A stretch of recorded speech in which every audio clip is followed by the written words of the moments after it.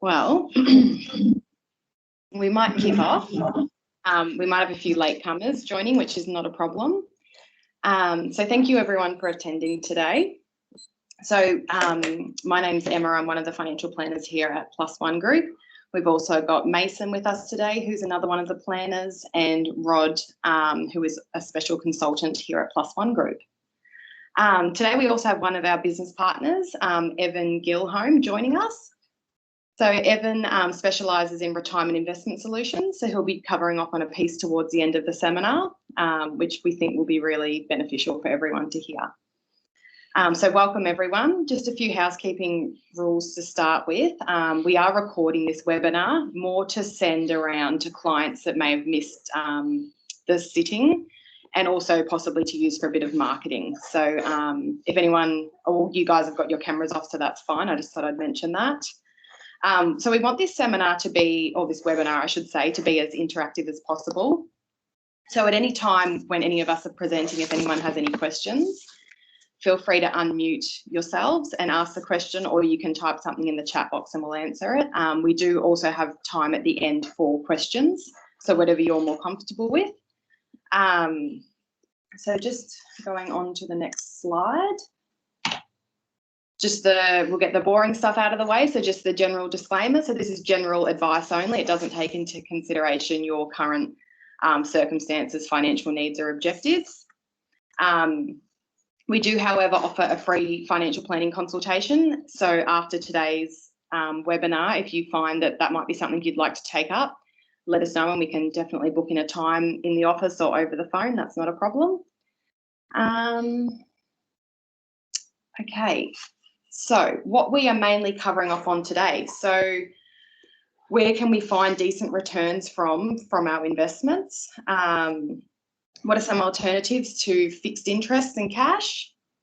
What kind of investment risk are you comfortable to take on to get a better return on your money? And can you still afford to retire with interest rates being so low?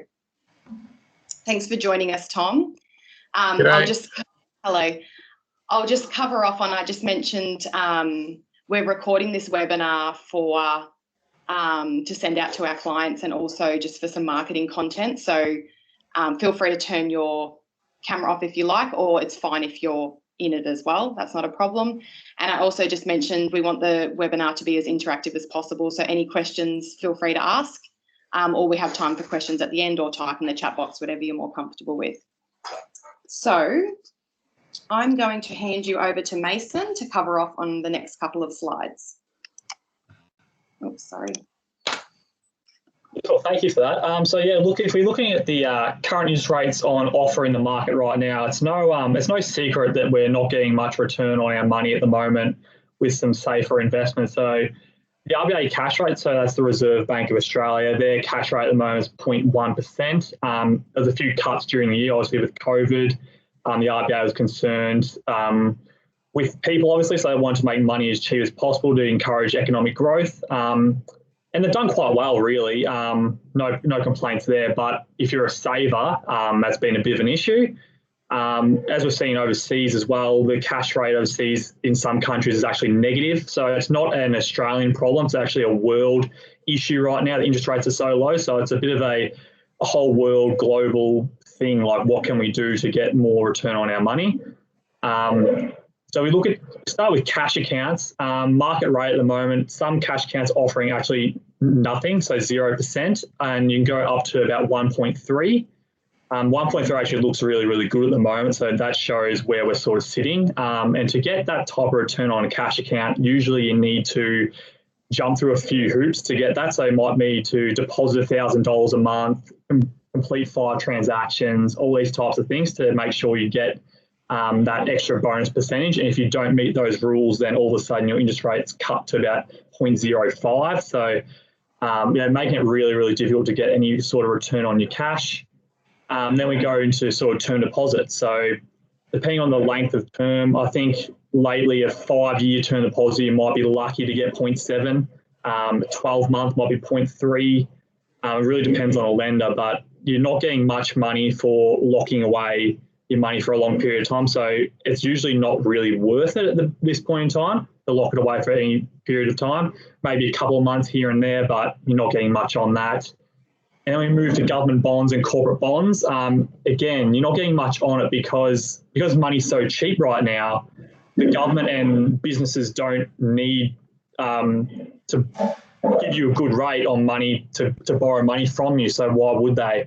So because the RBA cash rate is so low, it carries through to all these different investments. So it's a bit of a waterfall effect. So if we can move on to inflation now. So it's a bit of a look at the inflation history. So CPI stands for the Consumer Price Index. So basically that just shows the price of common goods and services going up each year. So like your bread and milk, those types of things.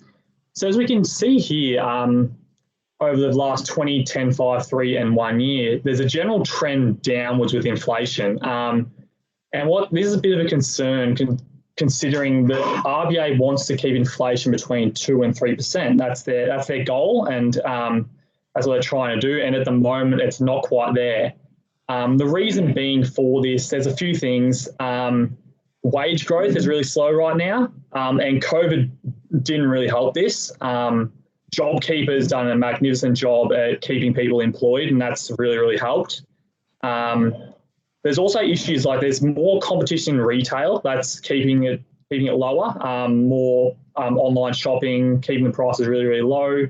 And there's been historically low rental growth as well. So that's also keeping CPI at a really, really low level. So we go to the next slide. It shows it a little bit better. So this shows the CPI over since, I think, 1990 to now. As you can see, the RBA has done quite well keeping between 2 and 3%, but it has fluctuated, and at present it's below 1, which is a bit of an issue.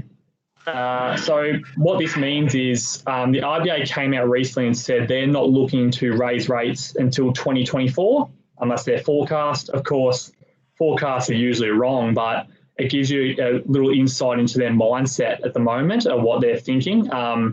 Because they won't raise the rate until they can sustainably keep inflation between 2 and 3%.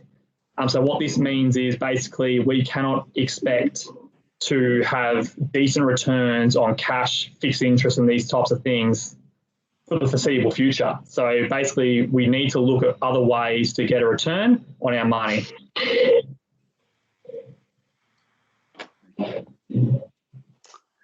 Okay, thank you, mate.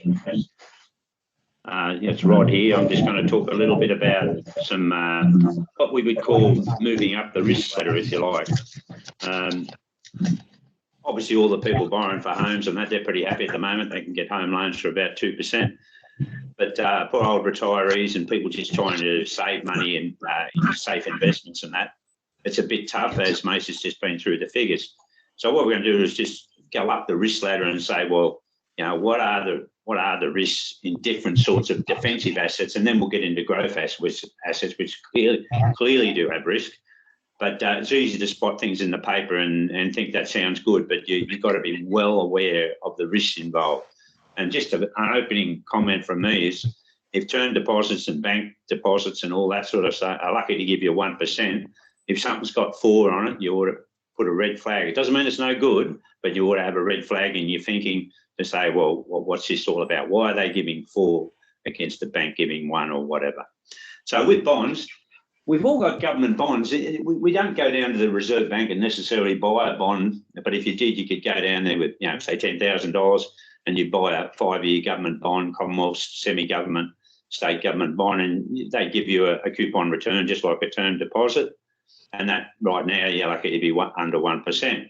So, but at the end of the 5 years or 1 year, you get your money back from the government, and it's obviously pretty safe. But there are other sorts of bonds as well. So, but most of us have our bonds in our balanced superannuation funds or in our balanced pension funds, or if you've got a direct managed investment or a direct investment bond, and you've got some diversified monies in there, you can bet your life that that company's got some bonds in there. And that'll be government bonds, semi-government, international, Australian, corporate bonds. And you don't actually see that, but that's coming out in your diversified return. So even if you had a super fund and it done 7%, somewhere in there they've earned some money on your bonds, and then obviously the share side as well. So bonds are issued by governments and corporations. But the bond market in the world is actually bigger than all the share markets. It's a very big market right through government. And companies also, just like the government, when they want money for their deficits, they issue bonds, and big institutions and the public buy those bonds. And companies are the same as well. Most of their capital comes from shares, but they do issue bonds as well. And as you go up the risk spectrum, if you like, obviously the safest is obviously a Commonwealth government bond and then a state government bond. But if you see a corporate bond, you've got to look behind the scenes. If they're sort of paying 4 or 5 or 6 or 7%, obviously that bond is riskier because it's of the corporations involved and it's not backed by the government or whatever. So lower grade bonds can give a higher return, and there's all different graded bonds. So you just got to be aware that if you see something in the paper and it says fixed term 6% and it doesn't say anything about property, it's probably in corporate bonds, and those bonds are more risky than normal, and you can lose your money to some degree. So it's just important to keep in mind what sort of bond is it. They're valued daily on the market, so you can always actually see the prices if you want to look through the pages of the Financial Review. Okay, next slide. Going up the risk spectrum again is mortgage and property trust.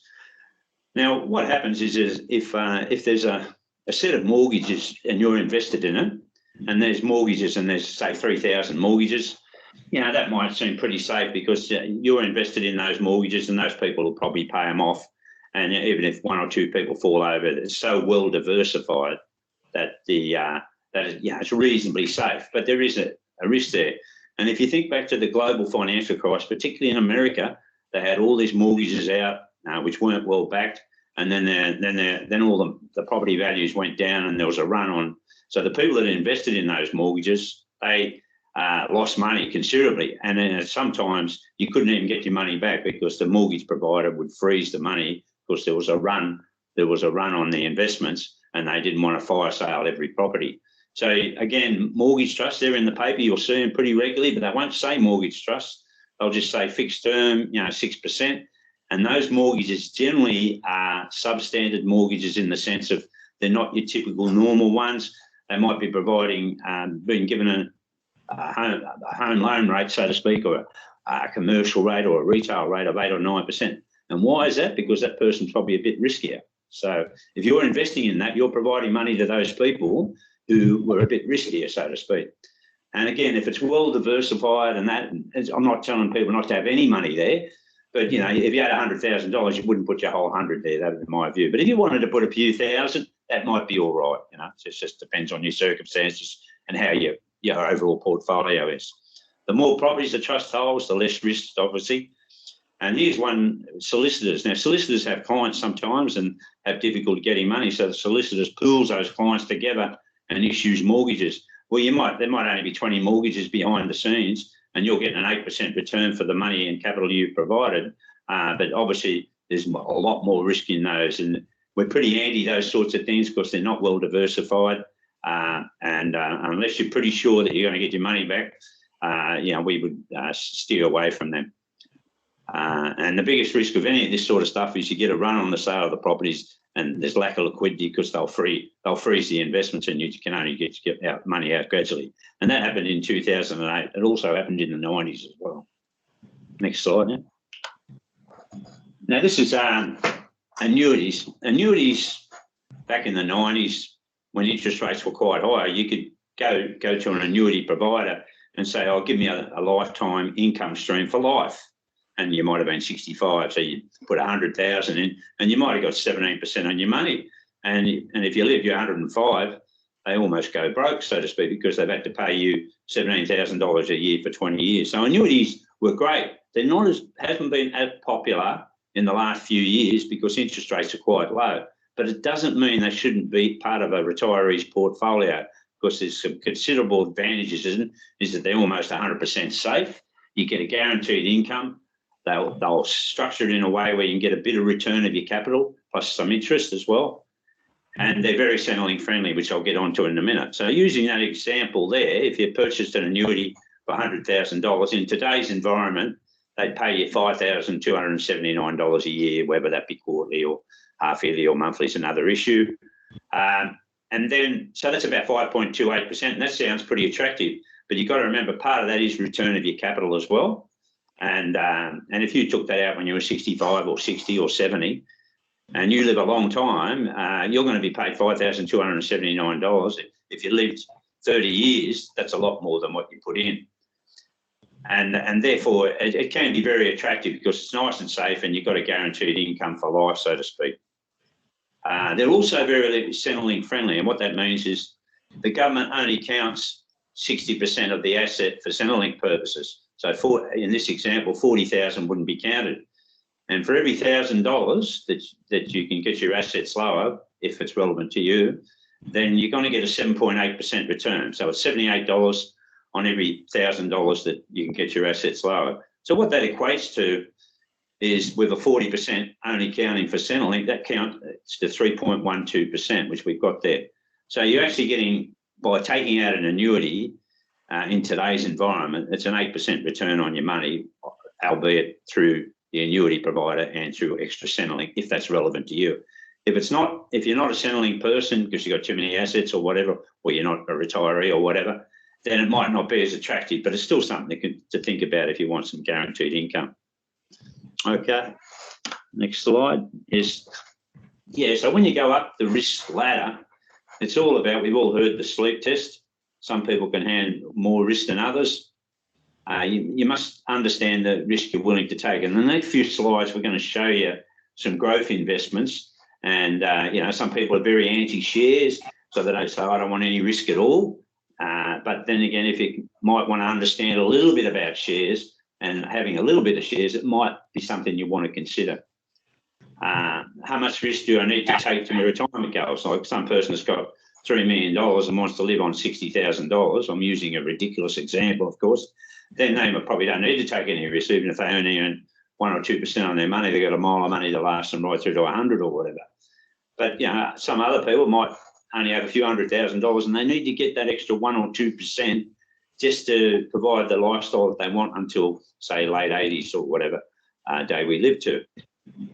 So education, we believe, is the great key there. Understand how much risk is involved, what's likely to happen each year or over 7 or 10 years. And we're great believers in education. That's why we do these sorts of webinars and seminars. If you're constantly thinking about it and stressing, well, it might not be appropriate, but there might be a stress level for you, which means having some riskier investments, but not a large percentage. Next slide, Em. Okay, so where we can invest, we're looking purely here at the defensive or safer assets. We've been through cash and term deposits. You just get income, shouldn't get any growth, shouldn't get any loss, capital losses, very low risk. Annuities, we just covered. You can get some income and a return of your capital through an increased income. Very low risk. They're run and governed by Life Insurance Act through the government. So these people have got to hold money in reserves, and there's only a few providers in the market, people like Challenger, for instance. Government bonds, obviously very safe, backed by the government. A low investment risk, but there is some investment risk because even in government bonds, if there's a quick spike in interest rates and you're invested in a government bond and say you're in one that's 1% and interest rates went up quite quickly and went to say 3%, well, your 1% bond is not worth as much, and therefore the capital value of that in the papers will be a little bit less, but it won't matter unless you cashed it in.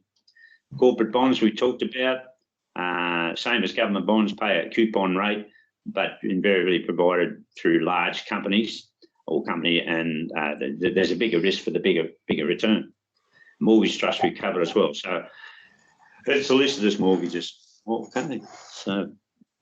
So where to invest? Here we're talking about the growth assets, which are the risky assets. So pure growth, if you like, although you get income with it. This is at the top end of the spectrum as far as risk goes. Residential property, you get income and hopefully you get capital growth. But you can get capital loss, and there's medium to high investment risk, And it's obviously if you have 3 investment properties all in one street, in Archer Street, Shepparton, we consider that too much risk in one spot. But if you had one here and one in Melbourne and one somewhere else, we think that's good. Doesn't mean you shouldn't own one investment property. It just means that you can't quite get the diversity that you want sometimes. So we're looking at quality investment property. We think that's fine in anybody's portfolio, and we'll talk about the liquidity of that for retirement a little bit later. With Australian shares, you can get income and you can get capital growth or capital loss. We know that. We see it on the news every day, the All Ordinaries Index going up and down in different shares. So there is high risk. The more shares you have, the more diversified, that cuts down your risk. And with what you can get available in the market today, you can virtually get exposure to the whole of Australia or the whole of the world you can, just for $1,000. Okay, international shares. This is we're great believers that the wealth of the world isn't in Australia, and therefore, if you want exposure to Facebook's, Apple, Amazon, etc., you need some exposure to international shares. And just about everybody that's in superannuation or pension funds, diversified, would have some international shares. And listed property trusts, this is commercial, retail, industrial. Again, they're in those superannuation and pension funds. If you haven't chosen your own investments and just pick the balanced or growth fund, it'll be in there somewhere. So high risk, and each of those ones that say high means you can probably get 2 or 3 negative returns every 10 years, but then in some years you might earn 15 or 16% or more, depending on particular market you're in. Okay, let's just hand over to Emma now, and she'll talk a bit more about that. Yeah, one more to go. Sorry, one more to go. Yeah. So we talked about just then, there was defensive assets and growth assets and the different risk as well. If you have a diversified portfolio, and a lot of us have this, and a lot of us have got the third one down there, 70% and 30% growth, either in an industry scheme of our superannuation or a company scheme, or we've just chosen a growth fund or a balanced fund or a diversified fund. Most of them are probably 70-30, 70% growth and 30% defensive. So in keeping with what we just talked about, in those sorts of funds, you've got a bit of the defensive and a bit of the growth, and therefore you can still get some capital reductions at different times, but then again, you can get some pretty good returns as well. So if you're conservative, you might only have 30% growth and 70% defensive, and that sort of a person might get 1 negative a year in every 10 years. The balanced person might get 1 or 2 negatives every 10 years. The growth might be 2 to 3 negatives, and the high growth being almost 100% shares and property, then you could probably get 3 negatives every 10 years. It doesn't mean you will, but that's what you've got to be prepared to understand in respect of the sleep test. I'll hand over to Em now. Thanks, Rod. Okay, so this is the Vanguard 2020 index chart. So we love this chart. We love going over it with clients. I think it really just highlights the power of taking a long-term approach with your investments. So having a bit of a look at the chart here, the maroon line towards the bottom end, that's your CPI. Your CPI increases over the years, which Mace covered off on before. And then we've got your grey line being cash. And then everything above that, you've got your international shares, Australian bonds, listed property, Australian shares, and your US shares. So it just kind of shows if you invested $10,000 in 1990, what that would be worth 30 years on. And as you can see, like as the chart highlights, everything goes up. It's just quite a volatile ride, or it can be a volatile ride along the way. So pretty much having a mix, like as you can see, the US shares, that's the top line there in the gold color. So they've smashed it. They've done really well, particularly over the last couple of years. But that's not to say that that will continue. The US stock's very tech heavy weighted, which makes sense that they've done quite well. But having that diversification to a portfolio where you might, have your Australian share exposure, your international share exposure, just your world exposure, and then having some bonds and cash, the power of that diversification and not trying to specifically pick asset classes can be really important for the long-term growth of your portfolio, not having all your eggs in one basket, so to speak. And then just over the next slide, like what Rod covered off on before, it's just kind of, it's going up the risk ladder to improve your returns, but you've got to, the two things we say is you've got to understand where your money's been invested to some extent, And you've got to be comfortable. You've got to meet that sleep test and be comfortable with, okay, rather than having, say, for example, cash and fixed interest, I'm going to have a little bit of share exposure, but I'm going to be able to, you know, go home at night and sleep comfortably and be comfortable with what risk I'm taking on to improve the overall returns of my portfolio. So we're about halfway through the presentation. Does anyone have any questions at this point, or can everyone hear everyone okay? Yep, okay, beautiful. And I'm going to pass you over to Mason for the next couple of slides. Beautiful, thank you. Okay, so I'm going to do a bit of a comparison here of dividends versus a term deposit. So if we look at the fixed interest column here, we're going to assume that this person's retired and they've got their investments in an allocated pension, so they don't pay tax on that. So with the fixed interest, they're getting a 1% return on that, which is in this environment quite good actually. They've put in $100,000. Every year they get $1,000, and that's pretty simple with a term deposit. That's pretty much it. So the net result is that 1% return. No hidden bells and whistles there. If we look at some fully franked shares, for example, fully franked means basically the company has already paid tax on it. So to avoid double taxation, you get what they call a franking credit back or an imputation credit. So that can be very, very attractive for a retiree because they obviously pay no tax. So look at this example, $100,000 still invested, a dividend of about 4%, so that's $4,000. That's about average in the Australian market. You'll get the $1,700 back as a franking credit because you've already paid, the company's already paid tax on that. So then all of a sudden, overall, your return is $5,700 or 5.7%. So obviously that's quite a bit of a difference there. So that's a 4.7% difference in your return.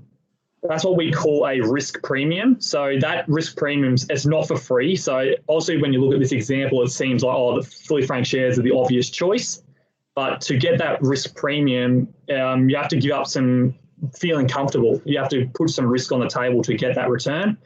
So as we said before, you need to be able to sleep at night. So having all your money sitting in shares, you might get a better return, but if you can't sleep, that's not very good, is it? So that's something you've got to sort of weigh up there. So if we go to the next slide, Em.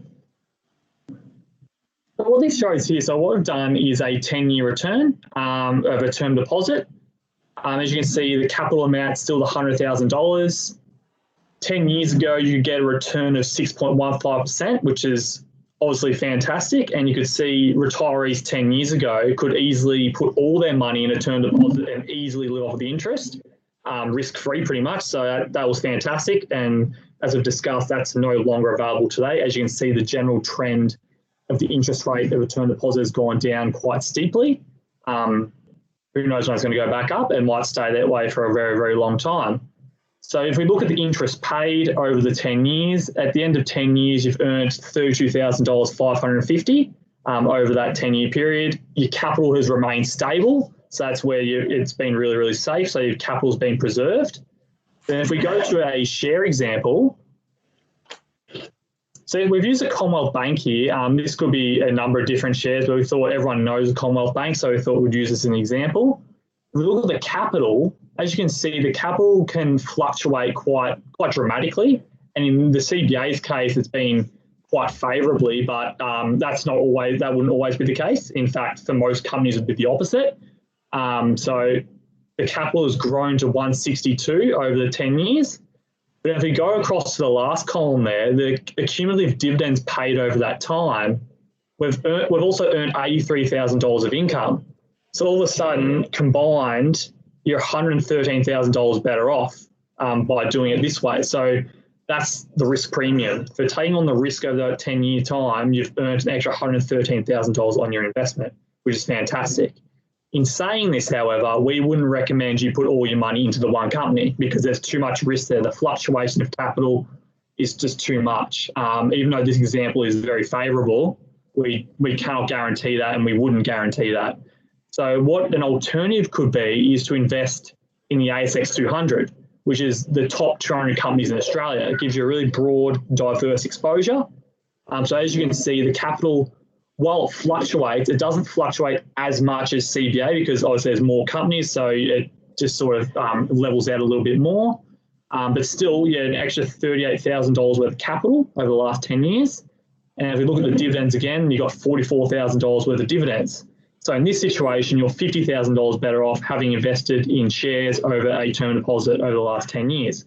But it's all about being comfortable and what you're comfortable with. We can't stress that enough, because by looking at these examples, it purely looks like investing in shares is the right answer for everyone, and it's not. We can't guarantee returns on shares. That's why it's called risk, and that risk reward trade-off. You've got to, in your mind, you have to say, okay, how much risk am I willing to take? But we always think it's worth taking some risk if you needed a little bit of a better return. So you might, if you had a $500,000 portfolio, you might want to allocate half to shares and half to safe stuff, or you might more growth, or you might be a bit more conservative. It really depends on the person. We cannot stress that enough. Okay, next slide.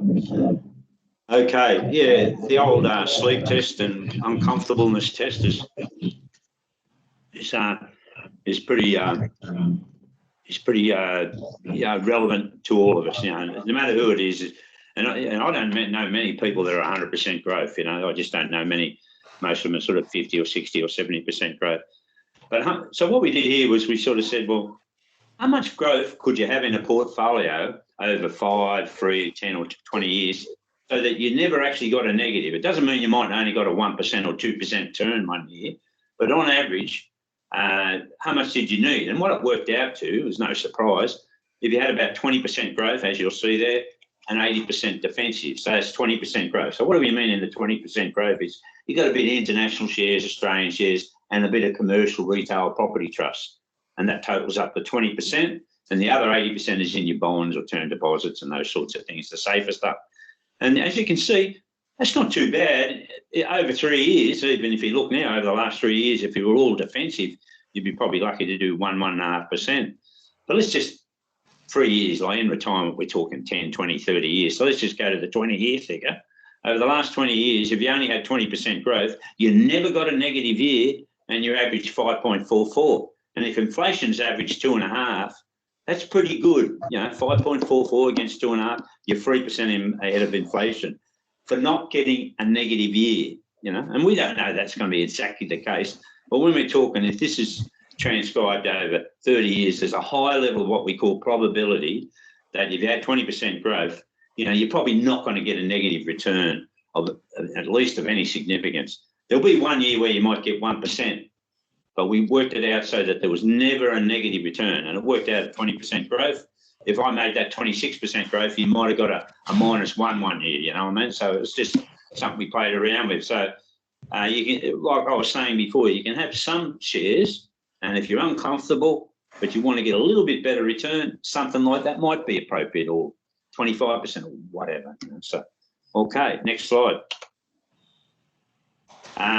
Can't put enough emphasis, this is just pure mathematics slide, this.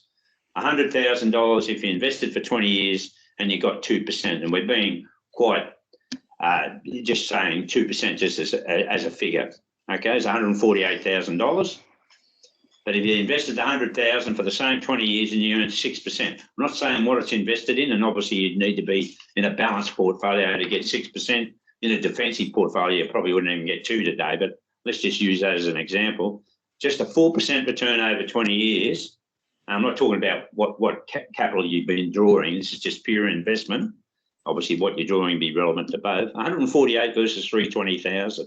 So you can see that, a few percent each year does make a big difference. And for retirees, that means it's going to last a lot longer. So that's just pure mathematics, and therefore having some growth assets and trying to get a bit better return than inflation might be relevant. Okay. Okay. Right. Okay. Now, this one is just the biggest question we get asked all the time is, will my money last in retirement? And those sorts of things. And with interest, people are saying, you hear it all the time, I've got $500,000 in retirement and I'm only earning 2% on it. It's $10,000. I'm not getting enough income to live.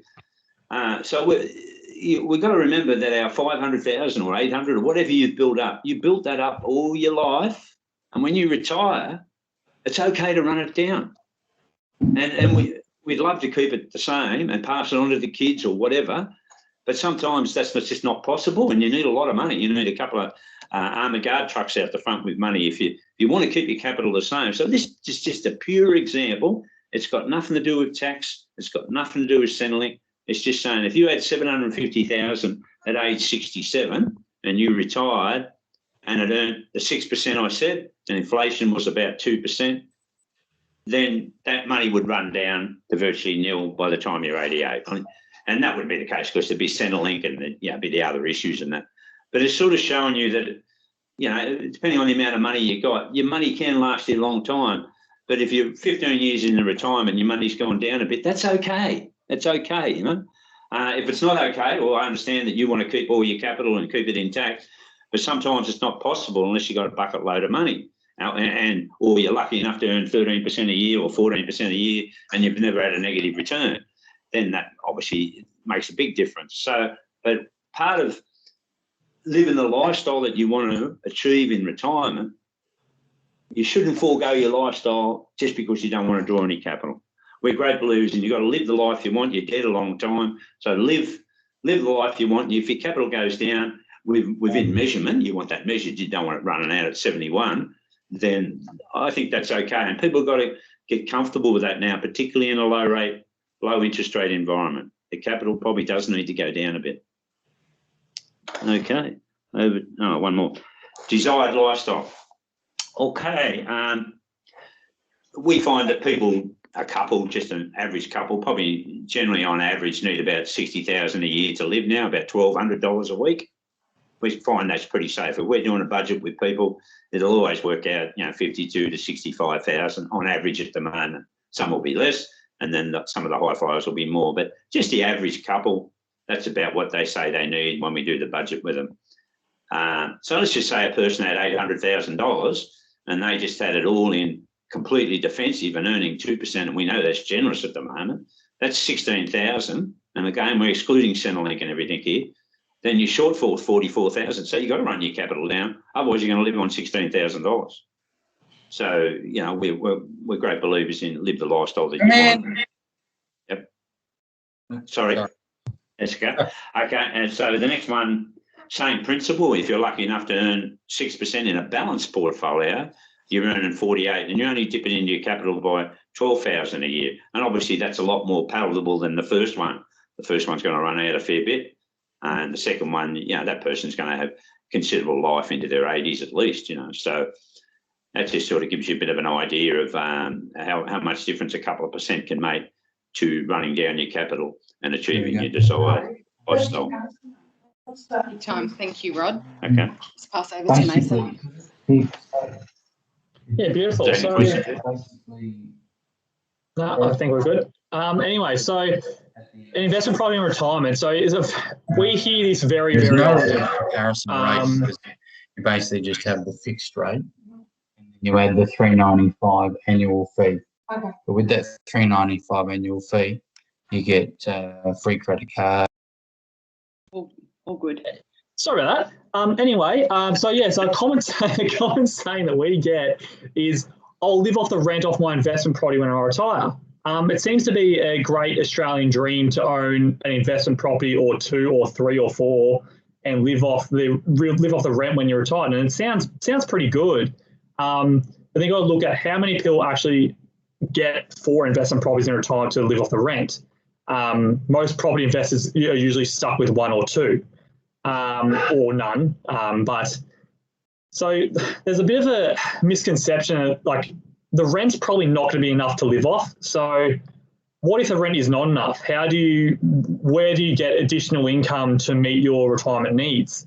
And what if the property is untenanted and doesn't have any renters coming through it? That means you have no income. And you've got to think, some people might say, oh, how often does that happen? And you're right, it doesn't happen that often. But as we've seen with COVID, there was the rent relief scheme where renters didn't have to pay rent for a while. And if a retiree has an investment property, they likely have no age pension or severely limited age pension because of their assets. So all of a sudden they've got no rent coming in, no pension coming in, they've got a bit of a problem. So if you need access to capital, you cannot simply sell a part of the house to fund a new car purchase or make up the shortfall in your expenses. You cannot just sell a laundry. It's all or nothing. So there's a bit of a liquidity risk by having just investment properties in retirement. You also you may be forced to borrow against the property to fund get a bit more income in the door. And then a lot of people don't like having to give you've worked all your life to get an investment property in retirement, and people don't like to give that money back to the bank to fund their lifestyle. That may be your only option if that's your only retirement income source. So we're not against investment properties in retirement. We're just basically saying they work well if you have other liquid assets you can live off. So I think it's a bit of a misconception that investment properties are the best thing ever to live off in retirement, but it's not really the case because you can't access that capital, or it's very hard to access that capital. So it's just something to keep in mind when thinking about an investment property in retirement and having alternative options as well.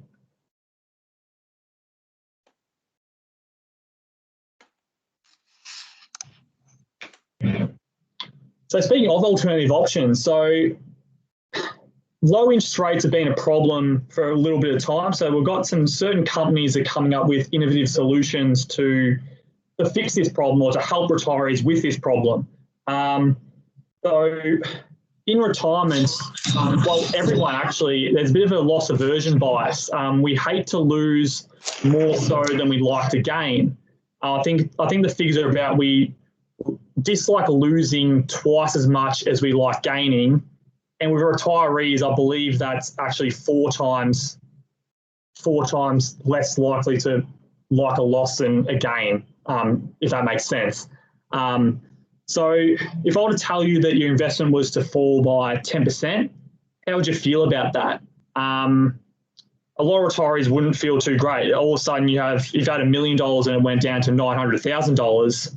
It's a bit nerve-wracking, particularly if this is early on in retirement. You might begin to worry. So what if there was an investment which allowed you to choose a certain level of protection? So for example, you might say, I never want my investment to fall more than 5%.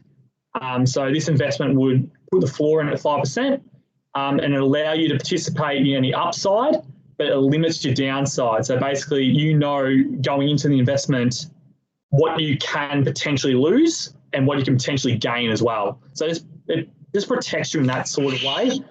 So I'm going to pass on to our special guest, Evan, at the moment. So thanks, Evan. Thanks, Mason, and good afternoon, everyone. Thanks to Plus One Group for inviting me along this afternoon. I think there's been some really interesting discussion points because what it certainly highlights is the complexities facing retirees in this current market around how do you generate sufficient return to cover your income over your retirement life. And so the business I represent, Allianz Retire Plus, is we're only a new or relatively new Australian business. We're part of the Allianz Group. You might be familiar with Allianz Insurance within Australia, but we're a purpose-built business to provide secure investment solutions for Australian retirees. And we've done, we do a lot of work with businesses like Plus One Group around the country in helping build robust retirement investment portfolios for their clients.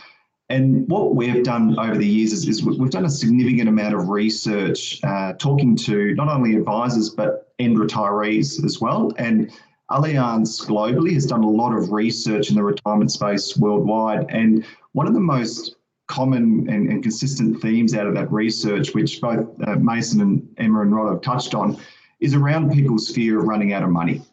And in fact, quite a startling statistic is that majority of retirees fear running out of money more than they fear death.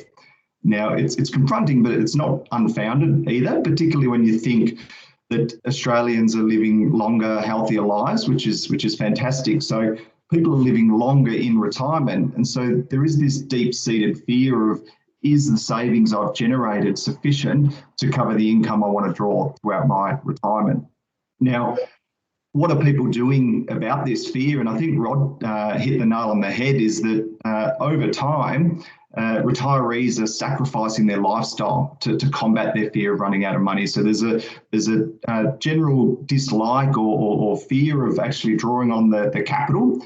And we can almost pinpoint where this essentially shifted, because Mason brought up, I think in the first slide, the RBA cash rate currently sits at 0.1%.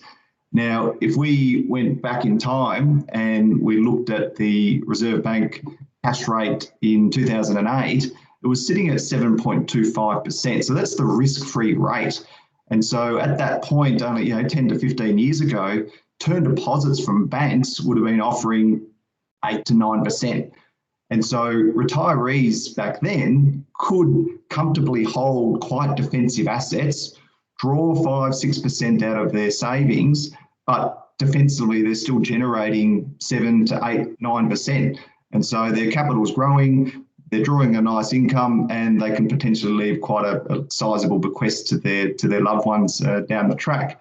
But now that's not possible. As been touched on by Mason and Emma and Rod, with the RBA cash rate sitting at 10 basis points and the expectation of where rates going from here, I think one of the slides was showing that the government bond yields are showing 0.5%.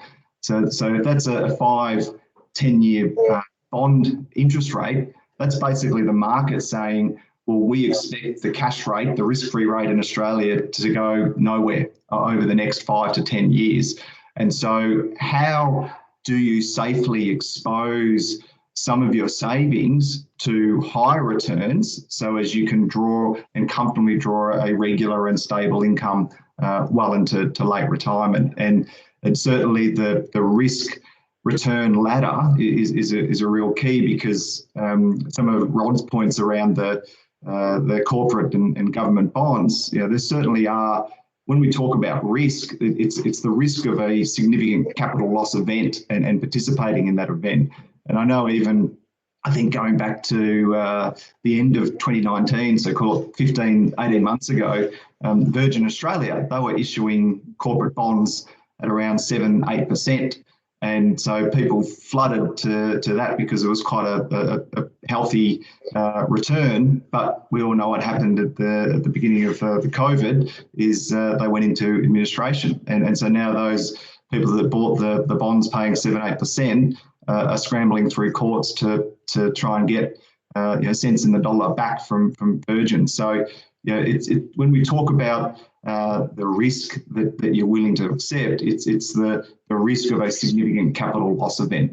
And so, as I was saying, as a business, we're being purpose built to come up with innovative and secure investment solutions that allow advisors to construct portfolios for their retiree clients that can safely expose their savings to returns higher than what they might be getting on cash TD money, but not blow it up at the same time, which is certainly, as Mason was referring to, the loss aversion aspect of retirees and not wanting to participate in a significant loss event. So I guess what's one of the alternatives that we've come up with, and so we launched a solution in the market just under 2 years ago, and essentially what it is, it's an individual investment account that allows you with your advisor to determine the amount of risk you're willing to accept up front. So maybe if we click through some of the slides there. Thanks, Emma. So essentially what it is so it's a 7 or 10 year investment account, and essentially you could choose to have a guaranteed rate of return, which is the fixed rate there that you can see. So that's basically like a term deposit or a term annuity rate that you put money in today. At the end of 12 months, you'll be guaranteed to pay, have 1.4% paid back into that same account. Now, that seems like a comparable return to term deposits and alike, but what investors are using similar products for is to have exposure to returns that are better than that, but understanding what risk they're comfortable with. So what you can do is you can actually build in a protective floor, which basically means over a 12-month investment period, you don't participate in any negative returns below a protective floor that you set up front with your advisor. And so the protective floor, the choice you have is anything from 0%, which means you don't participate in any negative returns over a 12-month period. And you can choose it all the way down to a floor of negative 10%, which means if there's negative returns in markets well below negative 10, your worst case scenario is negative 10. All right, so that's essentially building in a protective floor. So it allows you, as with your advisor, to choose the, I guess over a 12-month period, choose the amount of capital you'd be willing to forego if markets went backwards. But the whole idea is that obviously is to participate in positive returns. So what you can do is you can peg that investment to the return of either what the Australian equity market does or an international equity market does, and you participate in those positive returns over a 12-month period up to an associated cap. So the lower the floor that you nominate, the higher the upside potential that you participate in. And so you can see there the current ranges that you would participate in. If you had a floor of 0%, that means if over a 12-month period, if markets go backwards, i.e. a negative return, you don't participate in that negative return, so you're protected at 0. But if markets were to do 5%, 10%, 15%, you would participate in that positive return up to your cap. All right, so really what it's endeavouring to do is just provide that sleep at night and that peace of mind factor that each year you have a guaranteed range of outcomes or range of returns known up front. You can never do any worse than the floor that you would set, but markets go well, you participate up to the cap. And so this is what we mean by safely exposing some of your assets to potentially higher returns, but within a risk level that you're comfortable with in discussions with your advisor.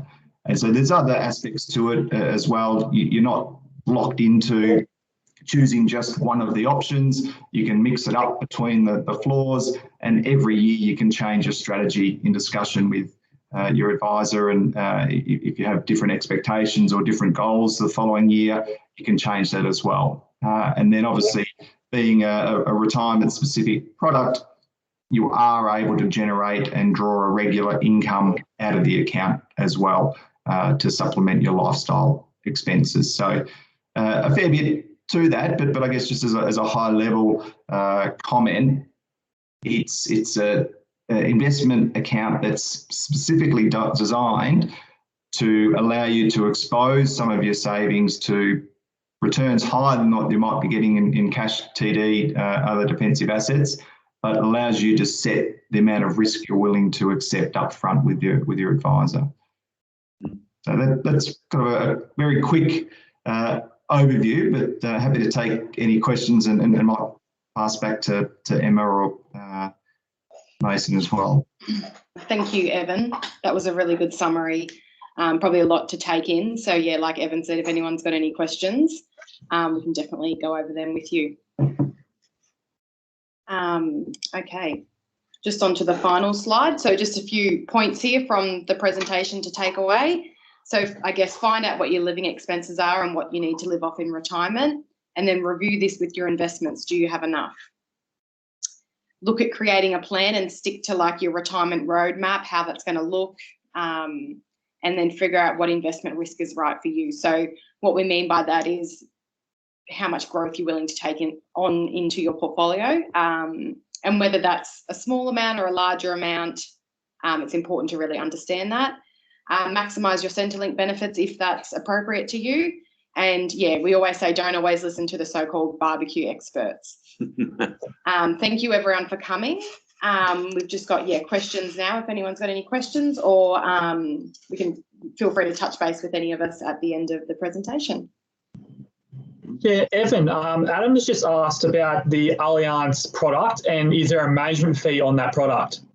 Yeah, thanks, Mason. Yeah, good question, Adam. So yes, so the fee for the product is 80 basis points. So on a $100,000 investment, the maximum the product fee will be for that year is $800, and so that encompasses everything. So that is the administration, the management, the protection, the work. So that's the only fee that comes out of the account, and it's a fixed amount.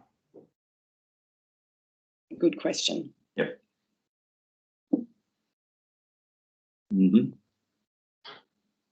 Mm-hmm. I think what we've discussed with Evan over the times as well is it can also, even if you're already retired, it can complement an existing portfolio by just, I guess, adding in that diversification and having that level of safety within a overall portfolio. So you can put like a portion of your money, like you could consider doing that. Obviously, everyone's circumstances are different though. Yeah, I think it's important. There's been a lot of information there today, and the original intent was to say, well, what can I do with cash and interest being so low, less than 1%? What can I do with the defensive part of my portfolio? But whatever we've said today, sometimes it's a bit of everything. I'm not saying that everybody should have an annuity and everybody should have a diversified fund and everybody should have an Allianz future safe product. But sometimes it does work out that there's a few things that are needed rather than just one answer. And that's what's pretty important. And the more you do that sort of thing, you're getting diversity in itself to protect your capital. Yeah, for sure.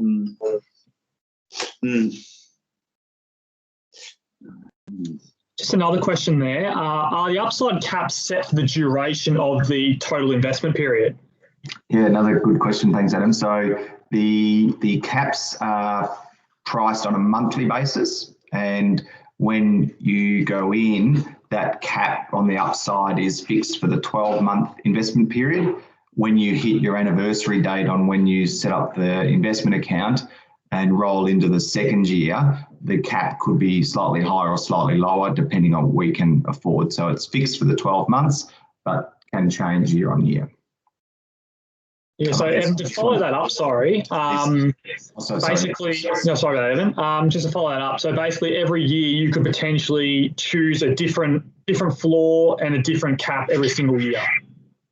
That's correct, and the caps will be different, most likely higher or lower, based on each floor. So even if you had the same protective floor nominated for the second year, because of markets and pricing, the cap might be a little bit higher for that next year, or it might be a little bit lower. It's depending on what we can afford as an upside cap. But I guess to that, and a point to add to that is we're actually every month when we're pricing the upside caps, we're trying to get the highest possible cap that we can provide for each floor. So as a business, we don't actually we're not exposed to anything below the floors. So we don't we're not on the hook if markets plummet and you had a floor of -5.